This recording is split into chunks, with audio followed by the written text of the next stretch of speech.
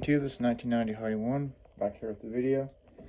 And in this video, I'm going to talk about my trip a little bit, some of the good and some of the few bad things that happened. But I want to start off by saying overall it was a good experience, and I definitely go again. I picked up the money in the bank, just I had the card, and then I was there on the back. And then I don't know if you guys will be able to see these or not, but I guess I could do it like this. The Jeff Hardy armbands there. The color is definitely not what that is shown on video. It's the bright neon green. So $10 at the stand, and then the shirt. Anyways, actually got to Dallas on Saturday, so I could spend some time kind of exploring the city a little bit. Went to the JFK Memorial. Well, I actually didn't go inside. It just went like by where the actual memorial was, and looked where the X's were on the street, which is that was really cool. Took pictures of the X's, and then I stood there in front of them and took it. I didn't go actually where on the 6th floor, I believe is what it was. I didn't go in that building. And then just explored the city a little bit. Had some great food at some different restaurants. It was really good. Money in the bank, we started having trouble. We went to the parking garage and paid $25 for parking, and I guess there was a guy that was moving the cones to, I guess, letting one in at a time. I don't know if that was a standard rule they have there at the Dickies Arena, but he said that if we didn't have a parking permit deal, we would get towed, and it ended up being the receipt that we got was supposed to be the permit. So we asked one of the other people that was there up on the second level, and apparently that guy knew. I guess he didn't know he didn't know anything, and so that guy said we would be okay. So we waited to think what we was gonna do. So we ended up parking there, and our car didn't get towed because there was more people parking there. So I don't know if they need to explain their I guess there's rules better to their employees. I don't know. That was the first thing that was wrong with the Dickies Arena there. It's a nice arena, but just had a few problems. The second issue was it started raining, and they wouldn't let us in. It was like right before the actual doors opened, and so it started pouring down rain. And so for inclement weather, I guess they have a policy of they have to open the doors when they tell them to, but we had to stand out in the rain and get wet.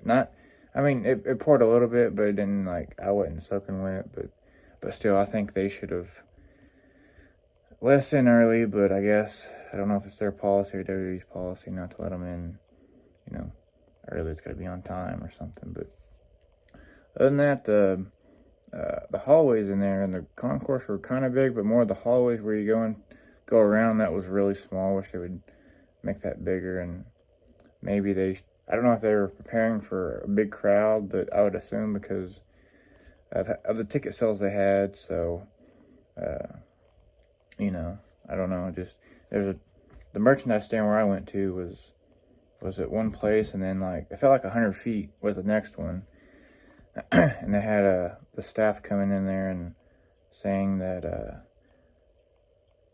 they need to, I guess, fix it. There was a guy walking around there saying, "Oh, this is an issue. We need to do something about this." So maybe next time if they go there, maybe they'll fix their issues.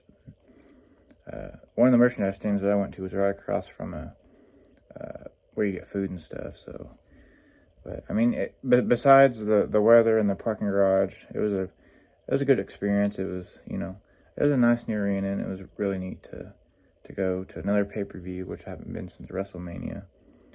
The overall pay-per-view was really good. Big E winning was a surprise, and Nikki Cross winning was a surprise. I expected other people to win, but I guess they wanted to change it up to surprise people because the fans are back, and they probably want to have a good momentum and energy going into maybe SummerSlam or the summer maybe or something. I don't know. Raw was really neat. We walked around the arena before Raw to try to meet some wrestlers. The first was that we couldn't find where they came in, and there were some more fans. We followed them, and there was a parking garage across, and then we found the guardrail that had the WWE staff arrow pointing down the garage. We tried to go there the first time, and there was I guess you would say an asshole security guard. He was an older gentleman, but he worked, he actually just, like, it goes down and then it curves around, and then where it curves around there's a bar deal, and he was working that bar deal. So he came up there and got the other friends that was there, ran them off, so we walked them off. We went and got something to eat, and then we eventually came back there, and that dude was down there, but he came up, but he didn't mess with us again. So I don't know if someone told him something, or he just decided not to mess with us anymore, because, I mean, we were just standing there. We weren't hurting nobody, watching him go in.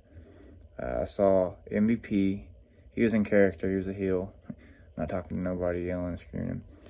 Kofi and Xavier was in a car, and I met Kofi, he was cool again. I've already met him once, and he's a real nice guy. Just got a selfie with Kofi, and then wait a little bit longer, about to leave, and behold, was like Jeff came in driving. We didn't even see him. Like, it was a car, and it was dark tinted, and then, like, I had my Jeff Hardy shirt on and shit. And there's a crowd of, there was like 3 of us here, and then 2 over here, and then another crowd over here, and he pointed me out to everybody and waved at me. So I guess because, I don't know, I guess because I was wearing a shirt, he waved at me and went down, and I would have went up to his car and got a picture with him, but it all happened really fast. I didn't have time to react, and I didn't know it was him until it was too late. But after that, we left and rested for a little bit, went to Raw. Raw was really good. We had floor seats on the back row, so technically we could have stood up the whole time, but we didn't. We sat down a little bit, but most of the times we stood up, the security didn't say anything. We're on the back row, very back row against the stage. Good Raw, I thought. You know, from the fallout, Money in the Bank. I don't know. I guess my favorite part was I didn't know this. I guess I don't know if the fans knew, because some people knew, but they had a graphic showing Jeff Hardy was going to be in a match, and I had no idea until his pyro was set up. So I was on the corner there, so you can see me on TV with my armbands if you go back and watch. And he high-fived me, and I had to sign and everything, got on TV, and he had a 2-minute match and beat real quick and used the ropes. So people are saying he's heel. He's not heel. I think he just did that just to do it. So so the NXT champion, Karrion Kross, that's his name, that's who he beat, did a promo after his match, was mad, saying, Jeff, he shouldn't have done that. But while he was doing that, Jeff was leaving, and I had a Sharpie, a silver Sharpie. I should have had him sign it, but I didn't. And so he's high-fiving everybody, and I tried to get his shirt that he was wearing, this little towel, and he threw it. I thought he threw it, like, down from me in the same section. But it's okay. He high-fived my hand, and my buddy KLL Fan 93 heard it. He said thank you to me. So I don't know if he just, because I was the sign, or I'm assuming he remembers who I am, hopefully. But I don't know.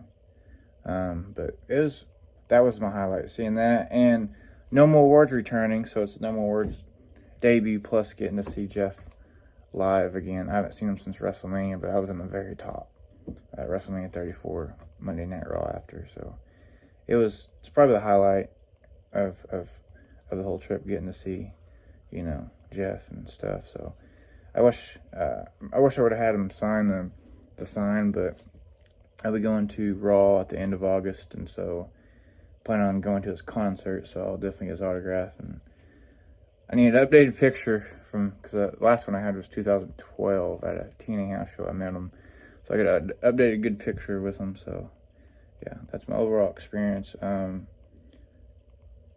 Just besides those 2 things from Dickies Arena, I would recommend it to go. American Airlines Center, definitely. Them too, they're really good.